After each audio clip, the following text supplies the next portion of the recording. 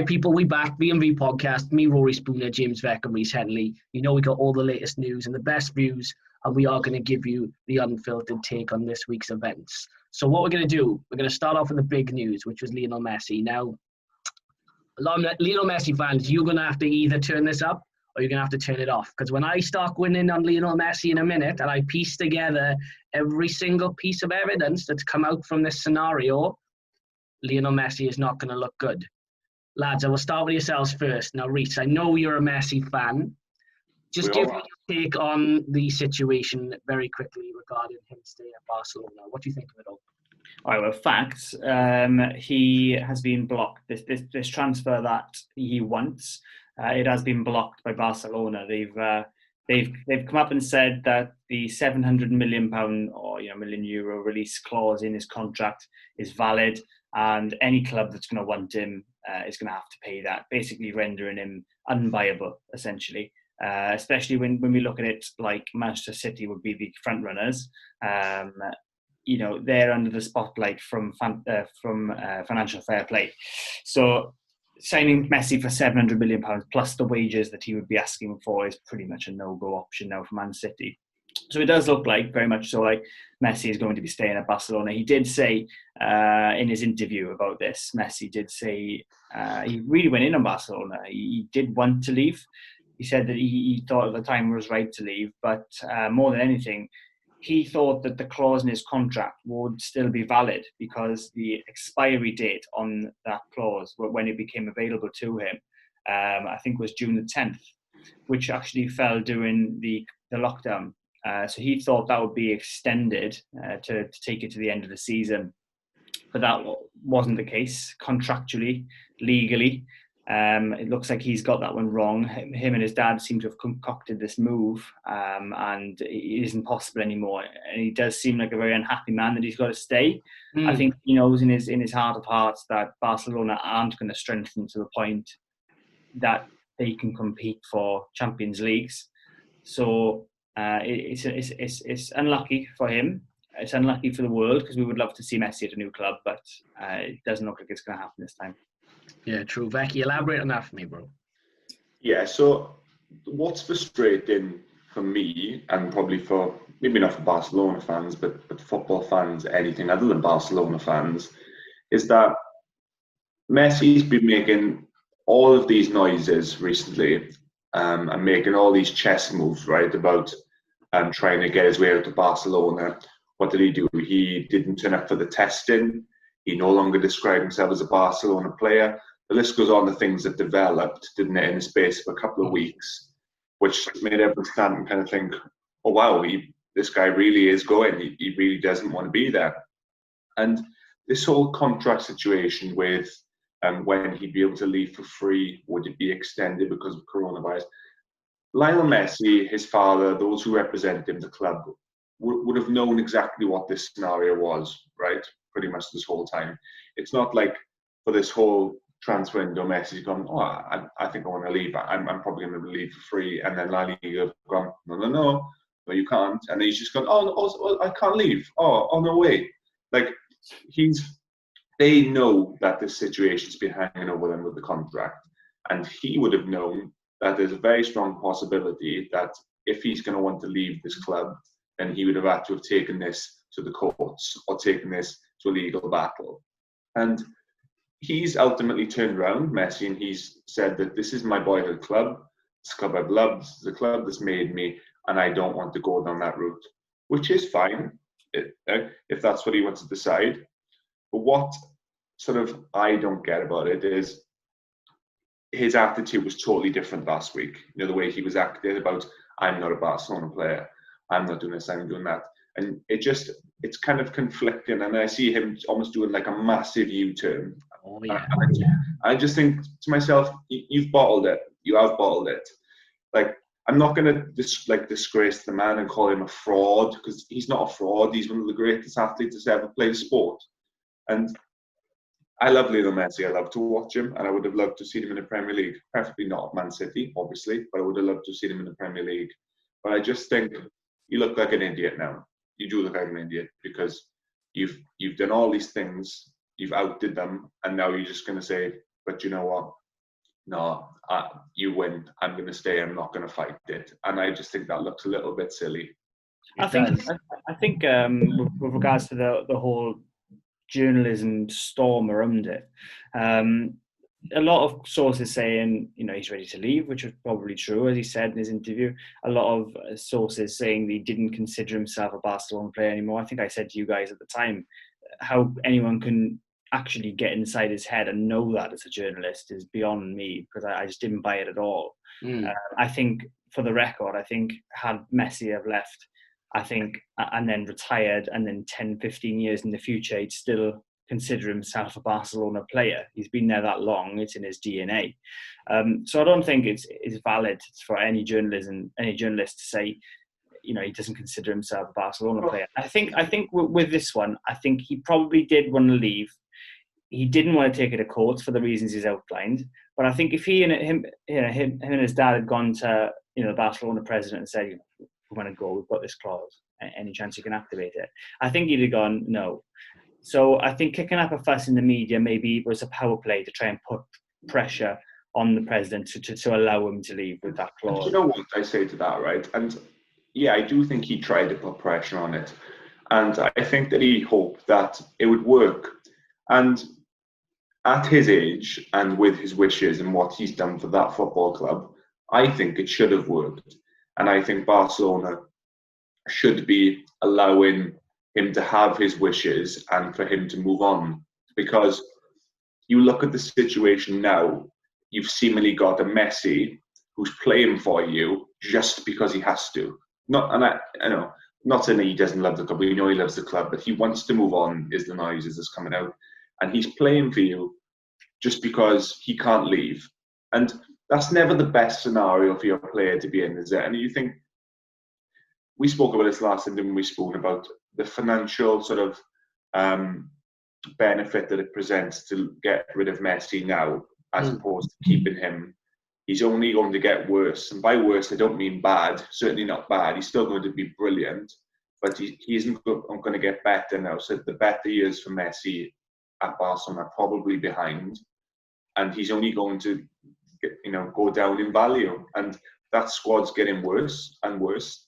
Messi's been quoted as basically saying all you've been trying to do is plug gaps the last few years and it hasn't worked. I just think Barcelona, they've been equally as stubborn, if not more stubborn. And it's almost like cutting your nose off to spite your face in a way. They should just give him his wishes. They should have let him do what he wants. He's done so much for them. And I just think it's a bad decision all around, really. Yeah, you are right. But at the same time, I think I'm going to side with the Barcelona camp here, because I think, Spoon, you said a few weeks ago, you said there's no sentiment in football, and it's absolutely right. They have a player who, in my opinion, a lot of people's opinion, is the best player ever to play the sport, arguably as good in his job as anyone's ever been in a job, and he's earning a good amount of money. The question is, do they want to let him leave? Now, they could force him to play for the club that he loves, a club that he is going to give 100% for, regardless, I believe, as a professional sportsman, if not just a boyhood fan of the club. Or they could let him leave. Now, he's not going to sign a new contract with them. There is the chance that he could fall back in love with the idea and sign in a year's time when his contract is due to expire. But if Barcelona say to him, you can leave on a free, then A, the world's best player is leaving and they've got no money in to replace him with. Or they can force him to play the extra year, hope that he stays beyond that year, and the worst case scenario is he ends up leaving on a free anyway. And they've got that extra year of knowing that Messi's going to leave, knowing they've got to rebuild, and they've got 3 transfer windows in which to do it. So I think Barcelona, they played this one right. There's no sort of winning party with regards to who's the good guy. Messi will have pissed off the Barcelona fans by saying, I want to leave. And we know what that is to Barcelona fans. I'm sure they'll forgive him. But in the Barcelona camp have obviously pissed off the rest of the world by not letting him leave. So they've talking about Depay and Wijnaldum as signings to come in, and that they're not good enough. They're not good enough to strengthen them to that point. So it'll be interesting to see what happens.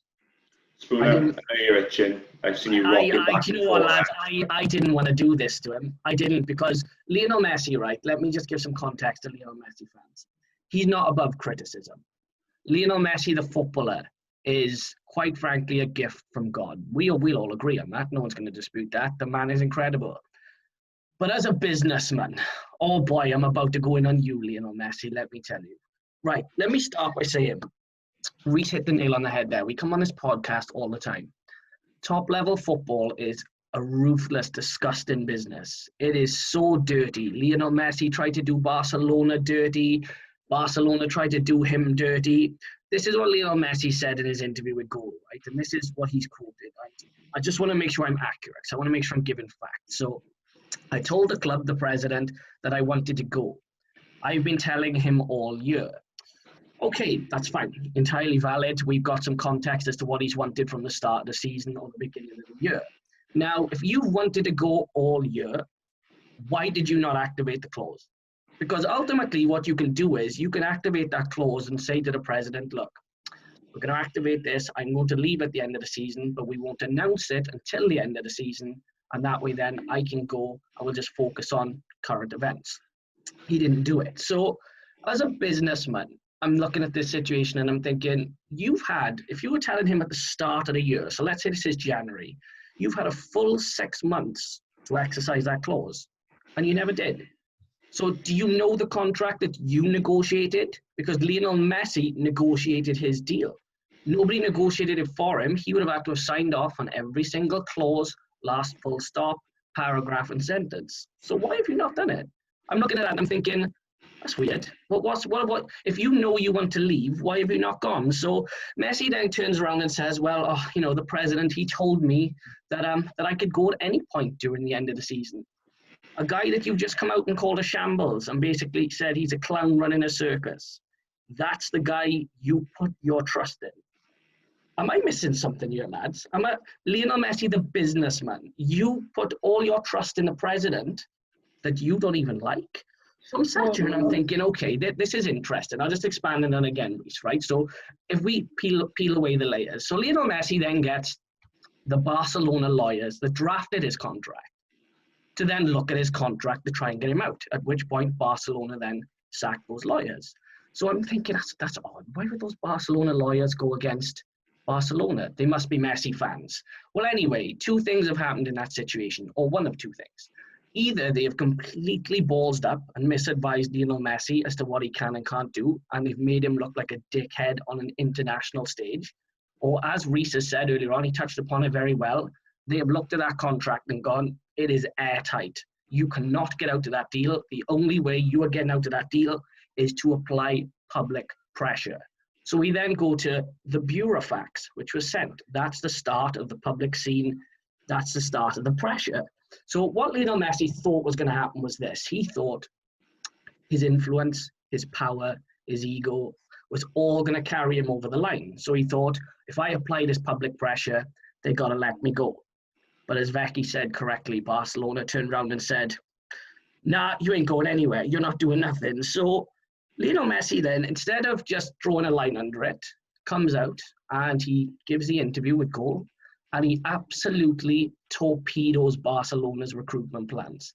How on earth are you supposed to recruit top-level players to play alongside this man when he's just come out and called the club an absolute shambles? There's no project in place. They've been covering holes. They don't know what they're doing. That level of toxic behaviour, Ronald Koeman might not even last till October. How that man is going to see Christmas, he can't recruit. There's no money there. Everyone's a yard slower. Everyone's a year older. There's no intensity in the squad. Messi hates the board hates Messi. That'll trickle down into the squad. The whole thing, quite frankly, is a shambles. And FYI, very important we touch upon ego, because it's an incredible thing for a sportsman. Lionel Messi says he loves Barcelona. I cannot believe Lionel Messi tried to get out of his contract for free, knowing Barcelona would be due a fee for him. So Lionel Messi potentially could have screwed Barcelona out of 100 to 200 million pounds or euros. So Lionel Messi, the businessman, you got a lot to answer for, bro. But the player, untouchable. Yeah, look, I think what can happen is that Messi can. I was going to go in on him, Reece, didn't I? I said no, you're right in what you're saying. You're right in what you're saying. But those are the facts that we know. But what can happen is that he can down tools now. You know, he's got enough money. They can impose enough sanctions on him. He can say, if the press is to be believed, I'm not a Barcelona player anymore. You know, you can keep paying me this massive wage, but I'm not training and I am not playing. He won't do that, of course, because he loves the club. Do we just class him as a whistleblower, maybe? You know? We start quoting Argentina, golf, Barcelona, if he wants to do that. Yeah. The thing is, can we class him as a whistleblower? Because he now is putting pressure on the president. There's been all sorts of... it's like a presidential election in Barcelona. Yeah. If that president wants the backing of, you know, of the parties that are going to put him into power at Barcelona, then he will need Messi's backing, really. In real life, if you're trying to win a presidency or a political campaign, then you need the backing of key stakeholders. And by him doing what he's doing, I think he is exercising his right by now to be really influential in what happens in Barcelona. Does he think he's bigger than the club? Probably. And yes. That's a mistake. But he has earned the right to at least be in the conversation. So it is going to be interesting what happens in the next 12 months. My gut feeling is that he will stay and he will end up penning a new contract for a ridiculous amount of money when a new president comes in. But we can't really know at this stage. I try and compare the situation, as we always do, with when Ronaldo left Juve, and there just wasn't any such complications. Like, I know the contracts are huge in that conversation, right? But when Ronaldo was going to leave Madrid, it just seemed like that the stage was set and it was building up to a point where he could walk away, you know, for like there was a reasonable fee that came Madrid's way. And his contract was sort of run down to the point where they were happy to let him leave for everything that he'd done for Madrid, which, like Messi, Barcelona, was a hell of a lot. And obviously the situation's come for Messi, and it is just a little bit of a shitstorm, isn't it? And it's ultimately come to nothing. It's just weeks of journalism that have gone on predicting X, Y, and Z. And I said, boys, I didn't think it would be this juicy, but I said from the beginning when we were saying who he was going to go to, I think he'll stay at Barcelona. I didn't know the reasons why, just had a feeling that it wouldn't come off, and here we are. But I think Reece kind of touched upon it as well, and you, Spooner. The next season for Barcelona and Koeman's leadership is going to be an interesting one, because it looks like things can only get worse. It ain't getting better, bro. It ain't. So just to draw a line under that, Lionel Messi is a fantastic footballer. He is a gift from God himself. But as a businessman, he's still got an awful lot to learn. And Barcelona, the way they conducted themselves, they've still got an awful lot to learn as well. But we'll draw a line under Messi. Seems like he's staying. And with Reece, I think he'll stay for the rest of his career now. Moving on, gents, because we've got plenty of transfer news to get through. Yeah. This next one's more of a hypothetical. And Becky, I'm going to start with you, because obviously you're Mr. Manchester United on this podcast. So with the news of Reguilon to United. Now, in the WhatsApp group, when Sevilla were playing United, I said, whatever it takes, after this game is done, United, call, text, email, WhatsApp, Burofax Madrid, and tell them, look, we want Reguilon. Say, look, we want him. He is an upgrade on what was... He was the best fullback on that pitch by a mile. He was outstanding. Defensively, okay, he needs a little adjustments. But moving forward, I mean, he put some grass between his laces and he's what United are missing.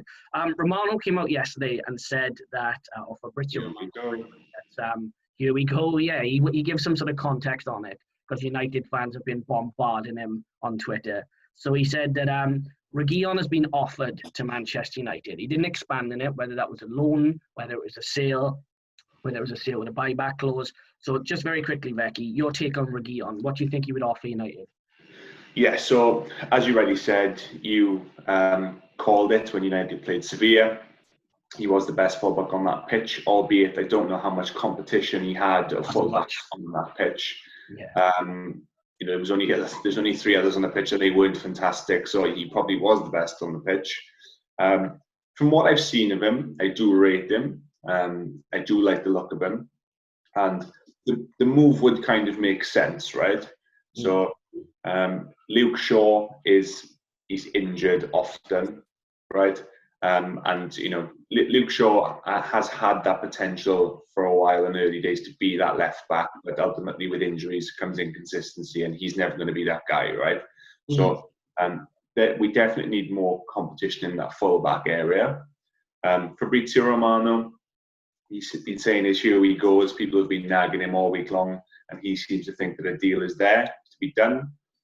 But the only thing that I think Reece will agree with me on this one as well is when you've got a player that's property of a Madrid or a Barcelona and they don't want him, it always makes me sort of go, why is that? And I know they've got Marcelo and I can't remember the other they've got as well. Yeah, there.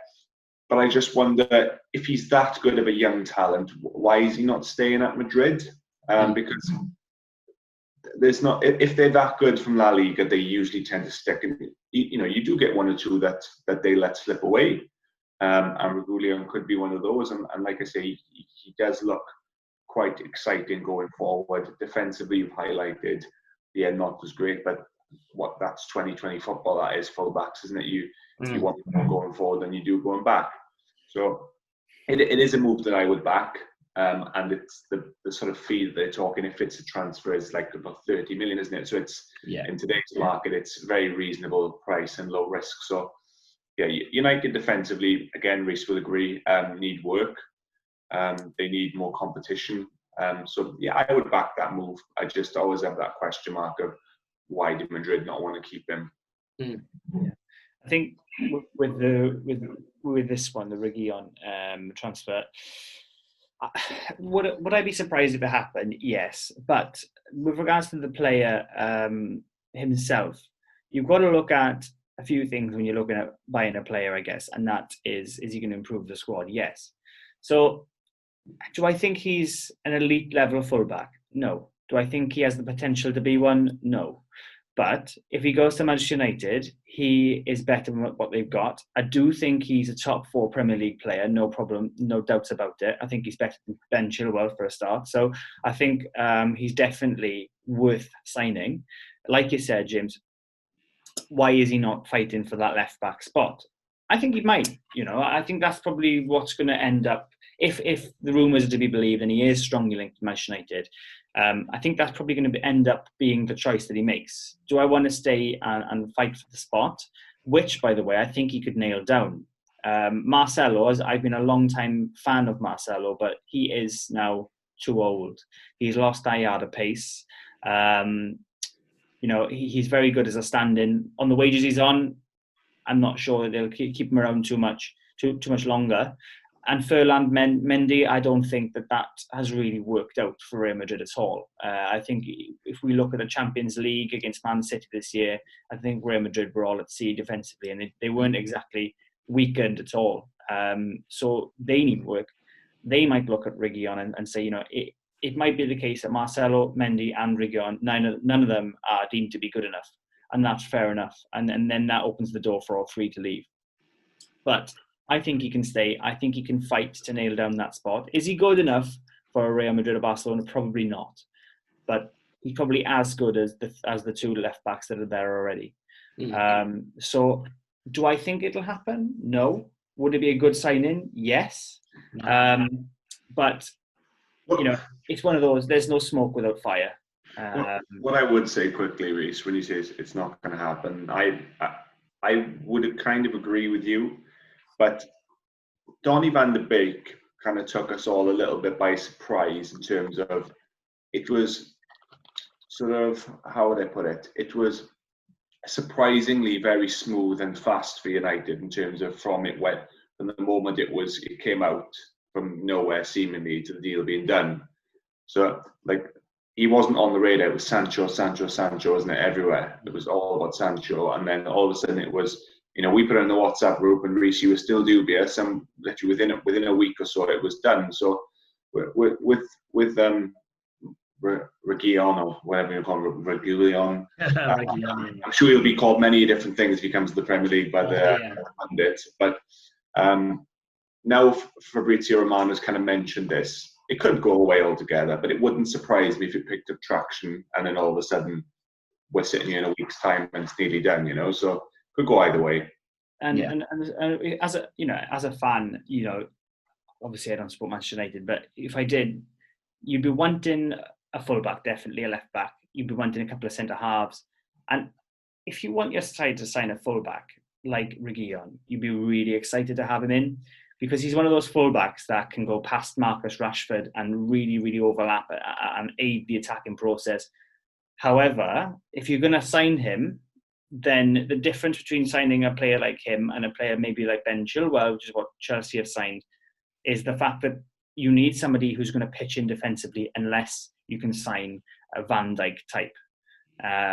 So if you sign him, it's fantastic, but don't let it detract from the fact that you need somebody to anchor that defence. Yeah, I agree with Reece. He was in the La Liga team of the season last season. He's a very good player. We'll keep an eye on it. Zidane doesn't want him. That's the general consensus. He is going to leave, whether it's on loan again or to Sevilla or to United. So, yeah, we'll keep an eye on it. Reguilon, interesting. The other big news yesterday, if you're a Wolves fan, I got to shout out to Wolves, because if I'm a Wolves fan, Christmas just came early with this, right? Now, Fabio Silva is one of the most highly rated strikers in Europe. And Wolves fans yesterday, it kind of came out the blue, probably because Jorge Mendes is behind the scene, getting his commission, moving the pieces on the chessboard like he always does. He's got to get his cut. That those yachts don't pay for themselves, That's how it is at the top level. But Fabio Silva's joined Wolves, 40 million euros or 35 million pounds. What I will say is, I'm delighted for Wolves fans initially. They're trying to advance on what they did last season, which is terrific. They haven't just settled. They've gone, okay, we're going to move forward and try and push on. He's a talented boy, and he's a very young age, though. It's a tender age to pay such a large sum of money for someone. Do I think it's a risk worth taking? Yes, he's still very raw, but he's lucky that he's got Jimenez in front of him, because Jimenez will take a lot of weight off of his shoulders. If Jimenez was to go, that then puts the weight on him. I don't think he's quite ready for that. Just to give you some sort of context regarding the signing, lads, because this is off the BBC website. So it says here, this is basically Wolves talking now to BBC. Our recruitment team have been watching Fabio since he played for Portugal under-16s. He's always been the best number 9 coming through in his age group in anywhere in Europe, which is a bold statement. So it's interesting. His goals record as well, just to let you know, lads, I think last season he played a good number of games, but he only had 3 goals and 2 assists. So it is a big sum of money to pay for someone that young. What's your take on the signing itself? I think you just summed it up for me. If you're a Wolves fan, then you're saying, okay, we didn't finish 5th. We didn't finish in the Champions League spots, which is where we want to be, which is probably where we could be. They've sold Matt Doherty for not a lot of money, and they're blowing what it seems, a lot of their budget, £35 million, on an 18-year-old guy who's scored 3 career goals. He was born in 2002, which is horrendous news for old timers like us, because our chance really has gone now. Yeah. But with regards to this one, if you're a Wolves fan, you've got to say, right, okay, there's key areas here that need strengthening. Right back, and personally, if I was to look at Ainsley Maitland and Niles, not good enough. Not good enough to be a top 4, top 5 player. They need to sign possibly a centre-half. They seem covered with that, but maybe someone to strengthen their midfield, or maybe someone out on the wings, as Adama Traore seems to only have an impact from the bench. Yeah. Am I going to spend £35 million on essentially a gamble? Yes, these players exist. In 10 years' time, we're going to talk about somebody that we've never heard of today, somebody that's currently in school somewhere, and we're going to be talking about him. Maybe somebody's watching this podcast, Reece, Maybe. And we're going to be talking about them using words like magic and gifted, and using really, really, praising them a lot and how good they are, because they're world class. But these players do exist, and yet they've tried to sign one, and if it works out, fantastic. But what are the odds of that, really? What are the odds that they've picked up the future best number 9 in the world, and he wants to go and play his football in Wolverhampton? It's not for me. Like with Wolves, right? They do have fairly deep pockets, so it seems, right? And I don't mean deep pockets as to mix it with the real big boys. They haven't got the same sort of money as Chelsea, United, City. But they seem financially quite comfortable, and they can sort of spend, as we've just seen, 35 million pounds. Do I think it's a smart investment? Kind of like Reece said, I mean, maybe in a few years' time, but I don't know if that's the right kind of moves they should be making at this point. And that to me, Spoon, kind of sounds like, well, are they preparing for something to happen with Jimenez? I thought the same, yeah. And like Reece said as well, Matt Doherty's gone for what we believe could be pennies for how good he was last season. And it just doesn't seem like the smartest transfer deals at the moment. And Reece mentioned about his age. This clipped to me the other day as well, right, Reece? I know it's been happening for a few years now, but it just seems commonplace now. Teams sign players, and I'd say to myself, all these new signings are younger than me. I remember when my team and other teams used to sign players that were all older than me because I felt so young. I know that everyone's signing these 18, 19, 20-year-olds, and it just seems so bizarre that Father Time has hit us all now, boys. Spooner, some worse than others. Okay, look. My bus pass is coming soon, lad. Have a spoon, no. But yeah, it'd be interesting. I can't really see him getting all that much game time, especially if he's going to sit in Jimenez's position. Is he just going to be the apprentice to Wolves' master, number 9? Yeah. Who knows? If they spend more on other players, then yeah, great. But if that's their main signing, that's a huge gamble. Yeah, big pressure. I'm just reading about him now. The fee that they paid for him was double what Dortmund paid for Erling Haaland. So yeah, there is a lot of pressure on him. But I wish him well. I wish Wolves well. They're a great club. And long may it continue for them. Going on to another club that will probably be challenging Wolves in that sort of for a top 6 place now is Everton. So big shout out to all the Everton fans initially. I fucking love you guys. You lot rinsed that last video we put out. Like, it got serious numbers, it got serious watch time. So just a big thank you initially from us because we truly do appreciate it. Doucouré to Everton. Now, again, Doucouré alongside Allen and Rodriguez. Okay, I'm like, that's a pretty good midfield. Yeah, I like that. Doucouré, we know what he brings, right? He's played at Watford for a few years. He's solid in the middle of the park. He's physical in the middle of the park. He doesn't have a massive passing range, but he gets about. He's got good energy. He's physical. He'll add something there that they're missing. He's probably he is an upgrade on Davis and Delph in the middle of the park for Everton. I think the fee again, lads, is around £25 million, which for solid Premier League midfielder is a good bit of business. Like I said, he's not the most glamorous signing, but I think he will be effective. Again, give me your take on Doucouré and what you think he's going to offer. Yeah, I think first of all, someone needs to tell Carlo Ancelotti that you can't play with just midfielders. Yeah. They seem to have a lot of depth in that midfield and not a lot elsewhere. I think we said on the pod the other day how thin they are out wide and up front. They brought in Allen for £25 million. It looks like they're bringing in Doucouré for £25 million, and it looks like they're bringing in Rodriguez with the Carlo Ancelotti connection, possibly on a loan.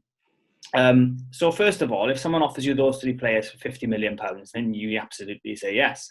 When you consider that, some of the prices that players have gone for, in years gone by. Great business from Everton. However, I would worry that they're attracting these players. Doucouré, yes, he's from a different mould. He's been with Watford and things like that. And when Everton is a step up for him. But they're attracting people who've been either with top clubs or linked with top clubs. Not that Everton aren't a top club, but the elite level European clubs. And they're going to have to put their money where their mouth is, essentially. They're going to have to be able to perform. You're asking a lot of 2 defensive midfielders, which is what they've signed, to be able to have an impact and elevate the game of Calvert-Lewin, Iwobi and Walcott. You're asking a lot for me. They need to pump another 50, 60, 70 million pounds into their attack before I can consider them top 5, top 6 challengers. Yeah, I think Everton fans would agree. What are you saying, Becky? Yeah, I do agree with that. But I also think that Moshiri will still spend more money. for Everton. Yeah, Doucouré, very solid midfielder, good upgrade, I think, on what they've got. Allen out of the equation. I'm pretty sure he was linked with PSG at one point. I think he was, yeah. Obviously, that never materialised, and he ended up getting relegated, which has probably not hit the path that he was looking at. But it looks like he's going to get, a much better move. Reece said about, those players, will they really feed into Calvert-Lewin and co? No, they won't. I assume they're hoping that James Rodriguez will do a little bit of that, but they do need more, both defensively and in the attack. And yeah, I think they will spend. They seem to be sort of, what did Reece say last week, saying to the rest of the pack, don't forget about us. And they want to be in that conversation. And yeah, they're getting linked with these players that would usually choose to go many other places than Everton. So I am intrigued to see what's coming next for them, because everything seems to be coming out and transfer news about them at the moment seems pretty juicy. So if they can, make a few additions sort of up top, they haven't got a goal scorer. We've previously highlighted they need that. Calvert-Lewin isn't quite that guy. And sort of full-back, centre-half cover is lacking as well. But bottom line is, I think with Ancelotti and Mashiri, I think there's more spending to come there. I do, really do. Yeah, I'd agree, lads. Yeah, interesting for Everton fans. Again, Everton fans, obviously let us know your opinion on it. Some really smart, interesting signings, and I'm sure plenty more to come. All right then, Reece. This is the part you've been waiting for now. Now, the Sports Direct king himself, Mike Ashley, found a little bit of money down the side of the sofa, and he's gone, you know what? Let's get a few lads in, because we need some bodies. So Jamal Lewis and Ryan Fraser, we'll let you start, Reece. Elaborate on those signings for us. What do you think? Yeah, they've actually, well, Newcastle, this transfer window looked to be proactive, which is at least a little encouraging. I think when you look to the past and the failed takeover attempt and the takeover attempt that's essentially on the table at the moment from a consortium in Paris. I think there's a lot that Mike Ashley needs to do to the club to be able to maintain its value. I think, especially after the COVID pandemic, there's a lot of financial hardship that has hit the club. I think already fans were boycotting games and things, so this hasn't helped. They have to invest in the club in order for Newcastle to stay in the Premier League. I think Steve Bruce isn't good enough for Newcastle United, considered the squad they have, and they do need to considerably add to it to be able to stay in the Premier League. That being said, they've signed Jeff Hendrick, very underwhelming signing. I'm glad that he's not the only player we've been linked to this summer. That was his big move. Yeah, not for me. But you've got Jeff Hendrick, who has signed, who adds depth to the midfield, and you've got Jamal Lewis, who apparently is getting signed from Norwich for about 13 million, I think it was, which is a very, very good sum of money for a young attacking fullback who can either come into a back five, which is where I would have him, or he can come into a back four with two very experienced centre halves next to him. So I've got no problem with that one at all. You've got Ryan Fraser, who's been linked. To be honest, I think there's been a mistake. I think Mike Ashley has gone out and told his advisors to acquire Fraser and Lewis, namely House of Fraser and John Lewis. But he's actually ended up with Ryan Fraser and Jamal Lewis, which is absolutely fine with me. And they've also been linked with Wilson. So if they can get over the line, fantastic. 3 good signings for a change, rather than bin dipping signings like Jeff Hendrick is. And if they can get these 3 over the line, that's a huge window for Newcastle, because they've got a good defence. They probably need full-back cover, which they're addressing at left-back. But huge window for Newcastle. I put that GIF in the group yesterday, spooning about, hold up, wait a minute, got my name right.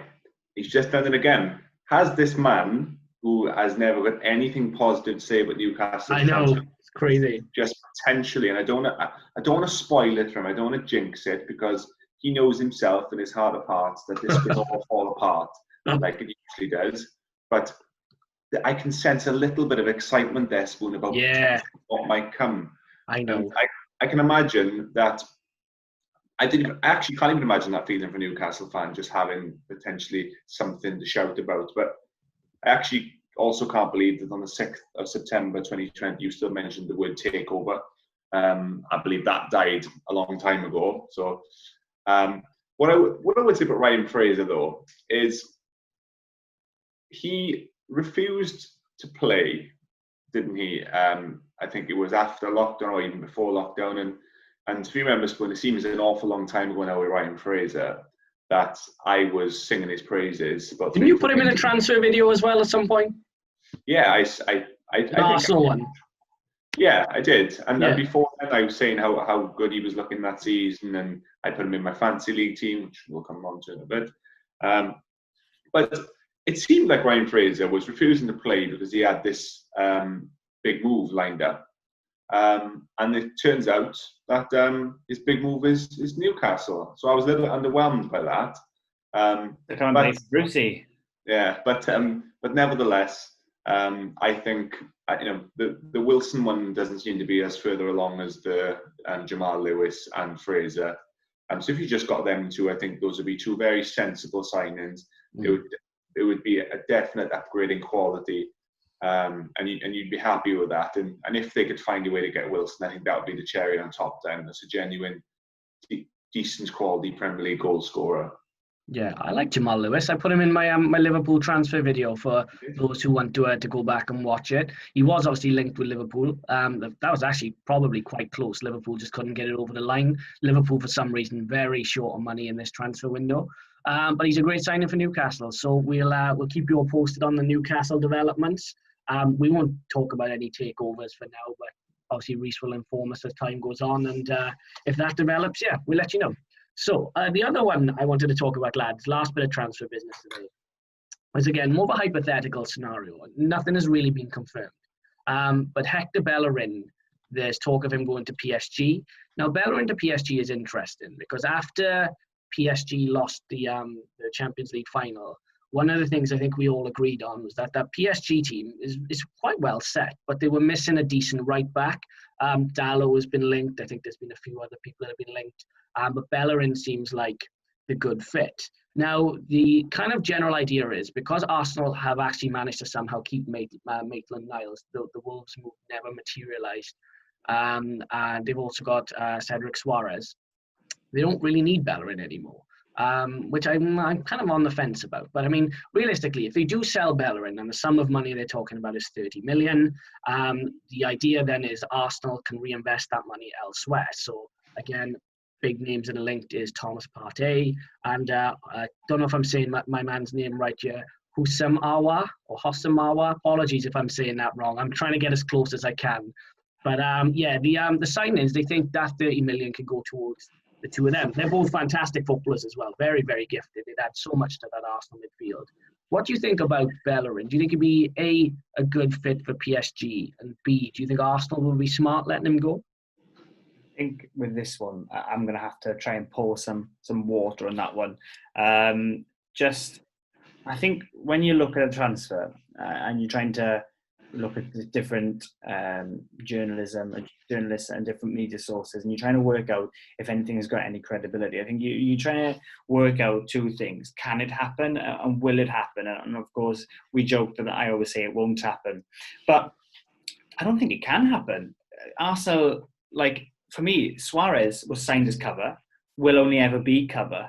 And I do think Maitland-Niles is going to go to Wolves. Wolves have to sign a right back, and it looks like Maitland-Niles is one of the only right backs that's available at the moment.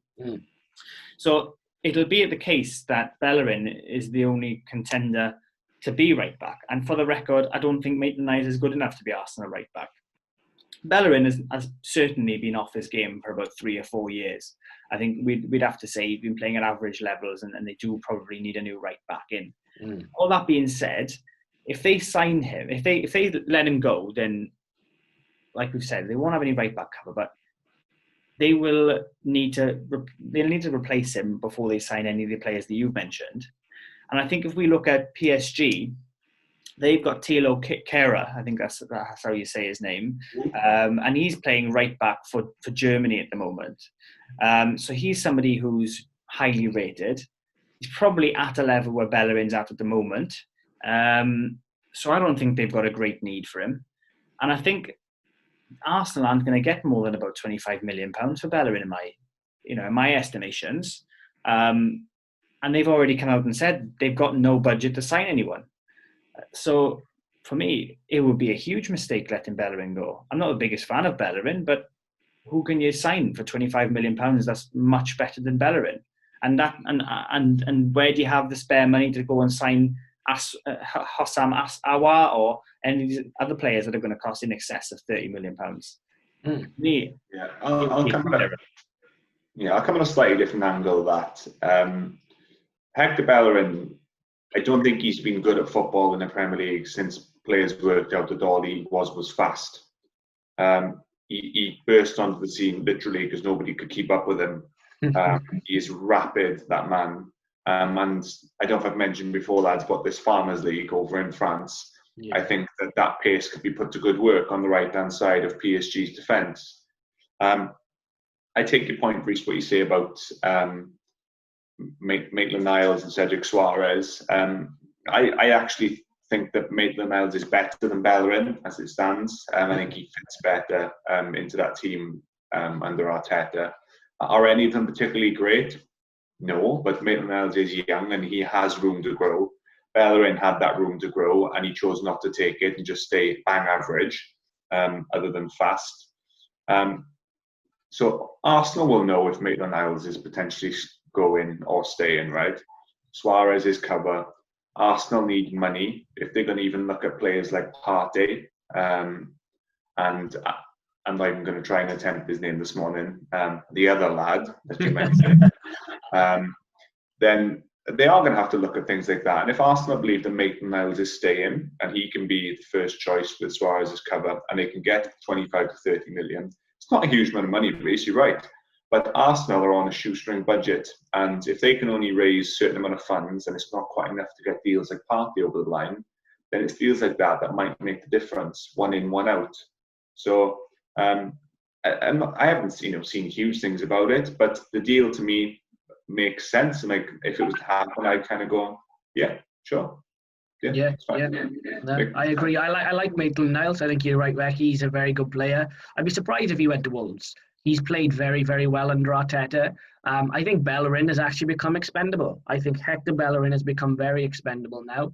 I think Arteta, the way he lines up with Maitland-Niles as a wing back, they don't necessarily need to worry about a Hector Bellerin anymore. Maitland-Niles, perfectly okay for me. I think if you do sell Bellerin for 30 million, that's a great chance to invest in the midfield that is really lacking. So, yeah, Arsenal fans, let us know your opinion as well if you get rid of Bellerin. Becky, going on to fantasy football, because that's starting now this week, everybody. Obviously, we've got our league up and running. I will put the fantasy football information under all the videos. Just elaborate further for us, Becky, on the fantasy football side. Yeah, so just quickly, it's, I believe, 6 days now till the season kicks off. And obviously, we've got our Fantasy Premier League set up, ready, and lots of people have already joined. I've got word from a few other boys that are still to join. I think we've got 10 or 11 so far, and there's 4 or 5 more to come in. So we should have a much more competitive league this year. Just to quickly mention, I'm sure Reece will agree with this, the first week on FPL is one of the most unpredictable, because everybody's running like a madman with these budgets, trying to pick a team that you think people are going to play. Are you putting new signings in? Are you not? And until the first balls are kicked, and you don't really know what managers' opinions are and who's going to play, etc. Sometimes you can pick a team in the first week, can't you, Reece? And you can look at it after and go, I don't know if it was really good decisions were made here at all. I might need to change a lot of this just off the first week. So it's always interesting to see where the situation is after week 1. As you guys know, you can only make 1 transfer per week unless you miss it out for the second week, and then you get 2, and if you don't take the 2, it drops to 1. One thing I just wanted to mention, which I'm seeing a lot of people's teams online, varying quite a lot, and it's the blank week for City and United. So United and City aren't playing, which means that a lot of big name picks that would be in most people's teams, like a Bruno Fernandes or a Kevin De Bruyne, Aguero, or just any real United or City player, there's that question mark now, isn't there, Reece, that do I really need to pick them first week? Because there's some of those you want them in your team, right? And you will have them in your team throughout this season, but we don't know when this fixture is going to be rescheduled to yet. So if you have United and City players in your team this week, they're just going to draw a blank, and it's almost a waste to have them in there scoring nothing, unless of course you have players on your bench that are going to come in for them. But then that's a whole nother debate, and trying to make your bench strong enough to have players to come in instead of those. So what I would recommend, and Reece can give his 10 pence in a minute, is leaving most of those United City players out this week, if not all of them, which is what I have done. And you can slowly introduce them via your free weekly transfers after that, should you want to. If you want to stick one in there, maybe like a Bruno or a De Bruyne or someone, and maybe have them on the bench, perfectly fine. You're just missing out on the one no points there. But it's tricky, and I've seen a lot of people gambling with putting United and City players in, and I'm thinking there's 3 or 4 players there that are going to get you 0. That is nothing. That is less than 1, okay, this week. So I don't know what your take on that is, Reece, and that part of it. Yeah, so with regards to the Fantasy League and strategy for the first week, in general, and this year specifically, I think, like you said, Man City United aren't playing for the first week, and Man City's fixtures for the first 2 or 3 games, they're not great, they're not ideal, so there's no need to necessarily rush to get Man City players in. Definitely leave some budget for your key players like De Bruyne. What I would say is, as a blanket tip for the start of any Fantasy League season, try and treat it like you would real life. Pick the players have got energy in the legs. Pick those that are going to be fit for the start of the season, and are going to be in the manager's plans, and sprinkle a few luxuries in there. Once you've got that, and you've got the core nucleus of players that are getting you points for appearance stats first, when they're scoring you 1 or 2 points, they could get a couple of goals, generate points in that way until you can figure out different managers' preferred 11s. And once you've got that information, you can start to build on it. But just remember, you could go and pick Werner, you could pick Ziyech, Havertz, you could pick all these new signings that you can fit in your team, and you can brag to your friends about how you've fit them all financially into your team. And they're going to score less than people like James Ward-Prowse or Jeff Hendrick and other players if they're not playing games. So let's take that into account. Yeah, and one last point is that how good your team looks on paper and how it look on Ultimate Team on FIFA is not necessarily translates over how good that is on the Fantasy Premier League. So approach new signings with caution. The tried and tested players, you normally can't go too wrong with them. If you're looking to bring De Bruyne and Fernandes and those into your team in the coming weeks, might be wise to have someone like a Mane or an Aubameyang in midfield, which means they're at that same price bracket. So if you then don't want those, you can switch them straight up then, because you've already got that value. So those are the main sort of tips for week 1. We'll see how things play out. For those who haven't joined the league and want to join the league, we have posted the details on our Twitter. For those who are lazy and won't go on our Twitter, the league code is 8H8HOM. That's Oscar Mike. Just join the league, get involved, and ultimately finish behind me and Reece. That's what's going to happen. I'll settle for mid-table mediocrity, lads. Anyway, we'll leave it there. We'll round up. Right. Thanks again, lads, for obviously, your time this morning. I'll let you crack on now because I know you've got things to do. To everybody who's took the time to watch again, thank you. Everybody to subscribe, follow us on IG. Thank you. It's very much appreciated. Like the video so it goes into the YouTube algorithms and, we get seen amongst the best. Subscribe to the channel. Add us up on the social media platforms. We're always happy to discuss everything with you. And that's pretty much done. We'll see you next week, people. Take care. Ciao.